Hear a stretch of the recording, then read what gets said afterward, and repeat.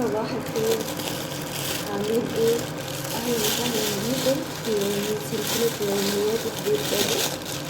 النهاردة تاني يوم، فبابا الحمد لله صحي وفطر والحمد لله بخير. والنهاردة ان شاء الله اول حاجة هعملها دلوقتي هغلي كمون للولو بنتي، وهغلي كمان البيضرونة بتاعتنا. يلا مع بعض كده نشوف هنمشي يومنا ازاي مع بعض النهارده. ان شاء الله هيبقى روتين يوم كامل.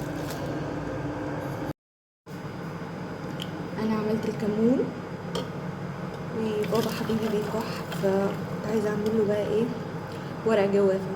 احسن حاجه للكحه بجد ورق الجوافه، بس للاسف انا مش لاقياه. هو في عندنا بس ماما بتمشي يا جماعه وببقى زي تايهه في البيت ما بعرفش حاجه، فهعمله كوبايه ينسون حلو برضه بيريح. ثواني بقى خلصت حاجه ونعمل الحاجه التانيه. عملت لنفسي بقى سندوتش جبنه، انا هاكل نص وعملت نص لو حد غير رايه وحب يفطر عشان مش حابين يفطروا.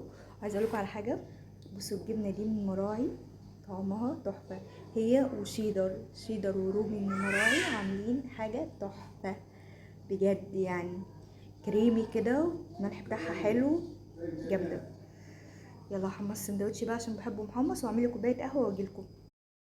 ادي يا جماعه السندوتش بعد ما اتحمص، حمصت نص واحد بس عشان جنة قالت لي انا مش بحب اكل سندوتشات الجبنه متحمصه، فحمصت نص واحد بس ليا وخليت النص بتاعها. حاولت مع لوجي ان هي تاكل بس مش راضيه، بس عملت لي قهوه وشاي لجنة ببرونة لولو بس كده.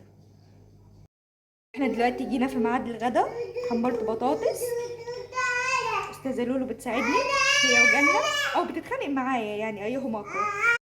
طماطم وبصل وهعمل لهم بيض في الطاجن. وده ايه ده بقى، ده مش يا جماعه انا اللي عاملاه في البيت، هقول لكم عملته ازاي او ممكن اعمله لكم على فكره في مره. اديت عليه رشه كمون وشويه زيت كده. الغدا جاهز، مش فاضل بس غير البيض. بسخن الطاجن هنا، حطوا فيه سمنه بلدي، زيت، زبده اللي انتوا عايزين، بس الزبده مش بتستحمل بصراحه خالص. لوجي هتساعدنا وتضرب لنا البيض، تسلم ايدك يا لوجي. مش بيتكلموا يا جماعه قدام الكاميرا عادي. بصوا يا جماعه بقى البيض وجماله. بس احنا كده بقى غدانا جاهز، هنروح نتغدى وارجع لكم بقى في الوصفه بتاعه العشاء ان شاء الله. بالنسبه للعشاء بقى، فانا عملت لهم كشري ميكس بين المصري والاسكندراني. حمصت لهم العيش ده عليه ملح وكمون طعمه حلو قوي، وعملت البصل الكشري او البصل الورد اللي بيقولوا عليه تقريبا. هنا بسلق المكرونه سباكيتي ومرمريه. هنا بقى الصلصه بتاعتي جاهزه، وهنا الكشري. وبكده بقى اكون وصلت لنهايه الروتين ونهايه الفيديو بتاعنا. لو عجبكم الفيديو بقى متنسونيش من اللايك والشير والاشتراك في القناه وتفعيل زر الجرس عشان يوصلكم كل جديد. مع السلامه.